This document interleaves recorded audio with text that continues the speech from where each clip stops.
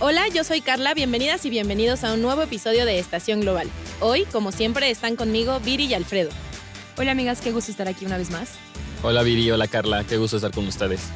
Bueno, hoy les traemos un episodio un poquito diferente en el que les queremos platicar respecto a las cortes internacionales. Como que les queremos dar una pequeña introducción a lo que es la justicia internacional y por qué es importante y en qué ámbitos de nuestra vida influye. Claro, porque no solamente son ideas en el aire y son cosas bastante pues ya establecidas, asentadas. claro, Uh-huh. y también en las distintas cortes que existen. Once Digital presenta Estación Global. Explicamos los acontecimientos internacionales más importantes de la actualidad. Bueno, ¿qué son las cortes internacionales? Estas son instituciones creadas por tratados multilaterales entre estados o mediante acuerdos de organizaciones internacionales o regionales.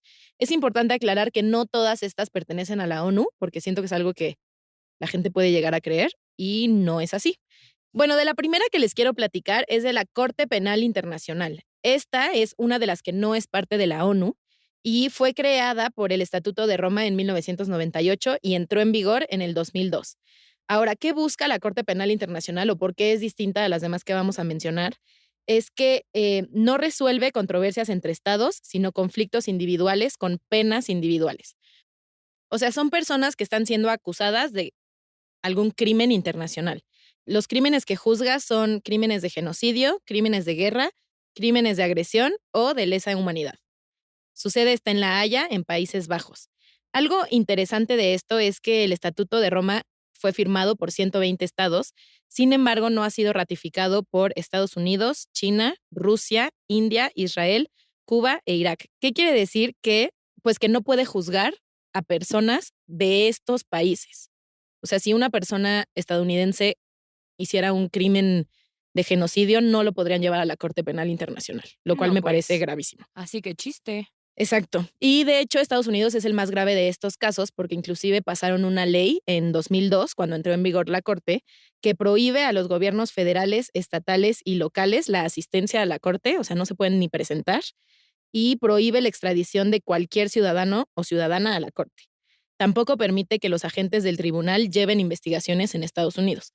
De hecho, este ha sido un problema en los últimos años porque la Corte intentó investigar acerca de algunos crímenes de guerra cometidos en Afganistán por parte de soldados estadounidenses y Donald Trump metió sanciones a los miembros de la Corte, no se les permitía entrar a Estados Unidos, no se les permitió llevar a cabo las investigaciones y a la entrada de Joe Biden, él revocó las sanciones porque las consideraba inapropiadas e ineficaces, pero también manifestó sus discrepancias por las medidas del organismo sobre esta situación con Afganistán.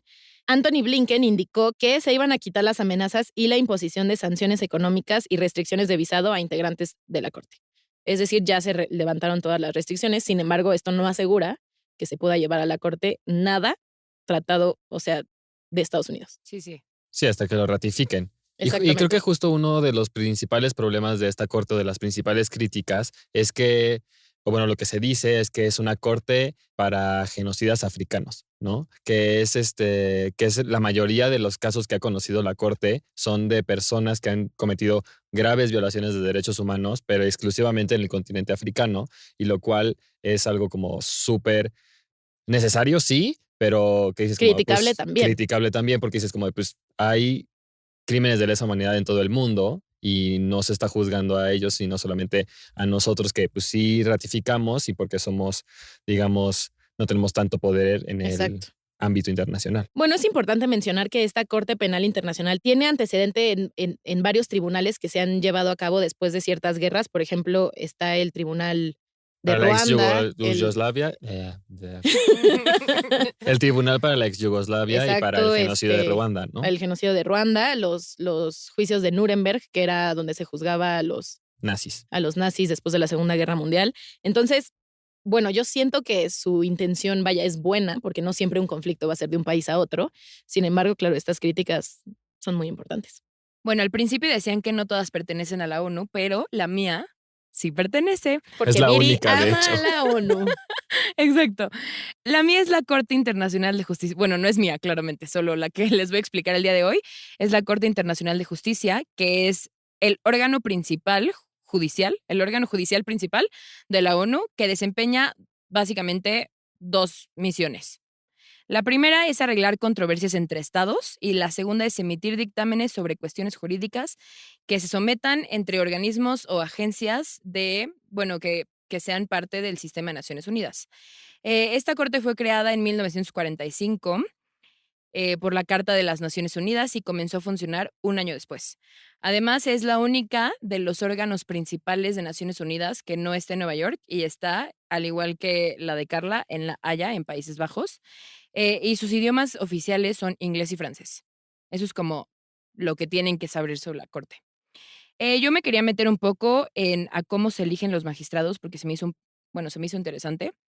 No me veas así, sí está interesante. A ver, está integrada por 15 magistrados que son electos en la Asamblea General y en el Consejo de Seguridad. Se elige por sus méritos y si fallece uno, se elige a alguien más pero tiene que ser de esta misma nacionalidad. Aparte, cada magistrado, los países que son miembros permanentes del Consejo de Seguridad, a fuerzas tienen que tener un magistrado de su país dentro de La corte. esta corte. Ajá. Casi la mitad de los casos que se estudian están relacionados con cuestiones limítrofes, es decir, cuestiones territoriales entre países y sobre todo por casos presentados en América Latina y el Caribe. Les voy a contar específicamente sobre dos negociaciones marítimas. La primera es entre Bolivia y Chile y en esta se peleó básicamente la salida de Chile al mar, en la cual la Corte falló 12-3 y básicamente por este caso Bolivia no tiene salida al mar. Por otro lado está la controversia territorial de la limitación marítima entre Colombia y Nicaragua, donde la Corte no definió frontera marítima entre ambos países, dejándola pendiente a la sentencia de alguien más. Además, Gracias. sí, exacto. A mí me parece muy curioso esto porque precisamente existe una corte de derecho del mar. Entonces, ¿por qué está en la Corte No, Internacional de Justicia? No existe una corte de derecho al mar. Claro, Existe yo lo leí, hoy lo leí. Claro ¿una que sí. corte especial de derecho al mar? Sí, Pero puede, lo voy a buscar. Pero yo lo leí hoy, se los juro, porque hasta dije, ay, qué chistoso. ¿así dijiste? O sea, dentro de la ONU existe una comisión de derecho del mar, pero no sé si según yo Pero no no existe creo una que corte. puede, o sea, que no, ¿es vinculante? Ah, la tuya sí es vinculante. Tribunal Internacional del Derecho del Mar. Sí suena vinculante. ¿Qué huele? Bueno, aparte quería mencionar dos casos más. El primero se llama caso Haya de la Torre o caso de asilo, que es un caso muy famoso sobre asilo político y es uno entre Perú y Colombia, donde resolvieron la controversia por el asilo político del líder aprista Víctor Raúl Haya de la Torre, que fue un político peruano, fundador de un partido llamado la Alianza Popular, que básicamente era una red de movimientos sociales y políticos de izquierda antiimperialista en América Latina. En el fallo sobre este caso, la Corte decidió por unanimidad que no formaba parte de sus funciones jurisdiccionales escoger entre los diversos modos en los que se podía poner fin a un asilo.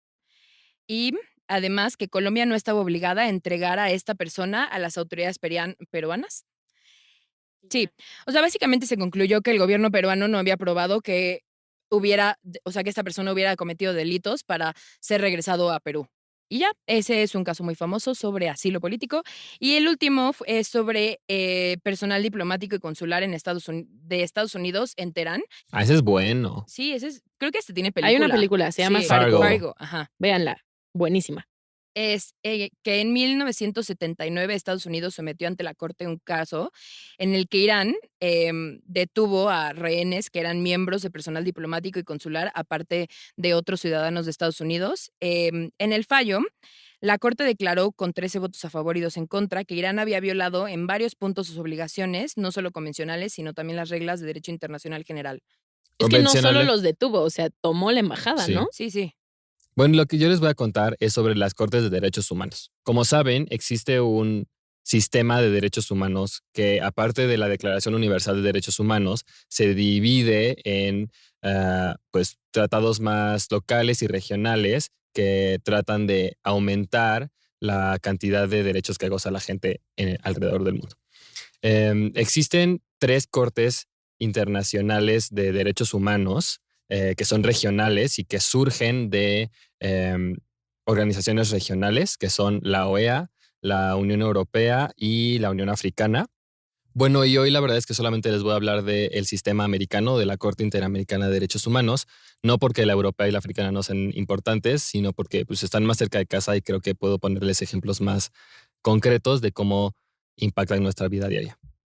La Corte Interamericana es uno de los 3 tribunales, como ya les dije, de protección de los derechos humanos, que con la Corte Europea de Derechos Humanos y la Corte Africana de Derechos Humanos defienden pues, los derechos del mundo, literal. Es una institución judicial autónoma cuyo objetivo es aplicar e interpretar la Convención Americana de Derechos Humanos. La Convención Americana de Derechos Humanos, que también se llama el Pacto de San José de Costa Rica, es un tratado internacional que prevé derechos y libertades que tienen que ser respetados por todos los estados partes. Y si quieren saber cuáles son los estados partes de la Convención Americana, se los voy a decir. Son Argentina, Barbados, Bolivia, Brasil, Chile, Colombia, Costa Rica, Dominica, Ecuador, El Salvador, Granada, Guatemala, Haití, Honduras, Jamaica, México, Nicaragua, Panamá, Paraguay, Perú, República Dominicana, Surinam y Uruguay. Y me parece interesante que menciones que se les llaman los acuerdos de San José porque la sede de la Corte está en San José, Costa Rica. Exacto. O sea, la Corte físicamente está ahí. La Corte y los jueces físicamente se encuentran en San José, Costa Rica. O sea, el tribunal y los juicios se llevan a cabo ahí. Es importante mencionar que la convención fue adoptada en 1969 y entró en vigor en 1978 después de la cantidad de ratificaciones por parte de los países que era necesaria. ¿Y todos lo han ratificado? Sí, todos ya lo ratificaron. Sin embargo, existe un mecanismo que es un sistema de denuncia en el que los países pueden literalmente denunciar la convención y a partir de ese momento ya no les aplica como la jurisdicción de la Corte. Y solamente 2 países tienen esta estatus de haber denunciado a la Corte, que son Venezuela en 2012 y Trinidad y Tobago en el 99. O sea, a ellos, aunque son parte de la convención y la ratificaron, no les aplica la jurisdicción debido a esta denuncia que invocaron en contra de este instrumento específico. La Corte está integrada por 7 jueces y juezas de nacionalidad de los Estados miembros, obviamente, y el mandato de los jueces y juezas es de 6 años y pueden ser reelectos una vez más por un periodo consecutivo, digamos. Y bueno, ¿qué es como lo más importante de esta Corte? Que a partir de sus fallos son vinculantes, evidentemente, así lo establece la convención, y ayuda o ha ayudado a lo largo de los años a que los países pues modifiquen sus prácticas en torno a los derechos humanos y dejen de tener estas violaciones sistemáticas a los derechos de las personas. A mí me parece importante mencionar que en este caso, en esta Corte, quien lleva los casos, o sea, quien lleva su caso a la Corte sí son individuos. Sí. O sea, sí son personas individuales que levantan un juicio en contra de el Estado que violó sus derechos. Exacto. Sí, es muy importante como entender el proceso porque es además de que es muy, pues si quieren, que atiende directamente las demandas de las personas, es algo que da mucha visibilidad a ciertos casos y que ha hecho que hayan casos estrella dependiendo del país, ¿no? Por ejemplo. Pero sí, como dices, para que tú puedas llevar una demanda a la Corte Interamericana tiene que haber un proceso bastante largo, que primero tienes que agotar los recursos judiciales de tu país para que entonces haya un argumento suficiente para que lleves esto o tu caso a un tribunal internacional. Después de esto, lo que se hace es presentar primero una queja ante la Comisión Interamericana de Derechos Humanos, que también es parte del mismo sistema interamericano, y la comisión genera un reporte con recomendaciones a los países que han sido, pues, digamos, denunciados, ¿no? Después de este reporte, si se ve que no hay cambios en el comportamiento del Estado, es que la comisión demanda al Estado con ayuda de las personas afectadas ante la Corte Interamericana. Y ya es cuando la Corte Interamericana lleva a cabo el juicio y, pues, en su caso, llegará a una sentencia vinculante o no vinculante. Y solamente para pues, traer esto más a la tierra y contarles de por qué es importante este tipo de cortes en el mundo, les quiero contar un caso muy emblemático que fue justamente en México, que es el caso Radilla. El caso Radilla es el caso de un hombre que se llamaba Rosendo Radilla, que durante la Guerra Sucia, o la época que se llama la Guerra Sucia aquí en nuestro país, fue desaparecido forzadamente por miembros del ejército. Él fue detenido por ¿cómo se dice? Un retén militar y desapareció. Nunca lo volvieron a ver. Él era un activista y un líder social del municipio de Atoyac de Álvarez en Guerrero, y sus familiares pues lo buscaron por mucho tiempo. Se llevó su caso a tribunales mexicanos. Nunca se dio con su paradero. Y después de esto, cuando la Corte mexicana decreta que no hay pruebas suficientes para acusar a los militares que supuestamente desaparecieron a Rosendo Radilla, es que se toma la decisión de llevar el caso a la Corte Interamericana de Derechos Humanos. Y bueno, para no hacerles la historia larga, porque como les digo, el camino es muy largo para llevar un caso a la Corte, la Corte dictaminó que en este caso, en el Estado mexicano, y que eso es lo importante, o sea, no se sentencia a una persona, sino al Estado como el violentador de los derechos, y que el Estado mexicano había violado los derechos de personalidad jurídica, derecho a la vida, derecho a la integridad personal, derecho a la libertad personal y el derecho a las garantías judiciales. Y esto trajo muchos cambios muy positivos para el sistema judicial de México, sobre todo dos que pues, se aplican a la fecha, y son el hecho de que un tribunal militar no puede juzgar hechos de militares en contra de civiles, que era algo que era muy común antes. O sea, tú no podías juzgar a un militar en un tribunal civil porque siempre se aplicaba la jurisdicción militar.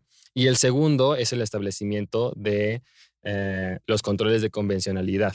Los controles de convencionalidad en México son cuando un juez, al estar observando un caso, puede considerar los tratados de derechos humanos al mismo nivel de la Constitución y entonces decidir qué tipo de ley se aplica a cada caso. Entonces, para que no piensen que estos tribunales no sirven de nada y no tienen ningún impacto en su vida diaria, de verdad, las sentencias que emiten y que llevan a cabo tienen un impacto a largo plazo. Exacto, un impacto. Tienen un impacto directo en el comportamiento de los estados.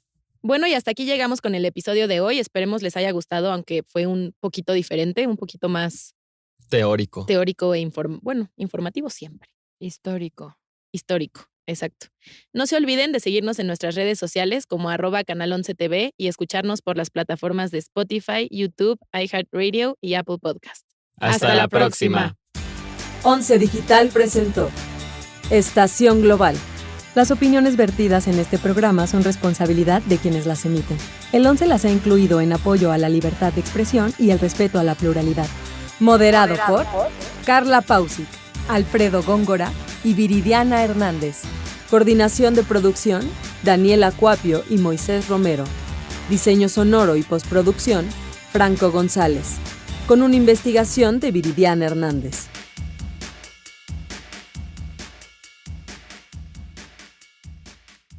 11 Digital va contigo.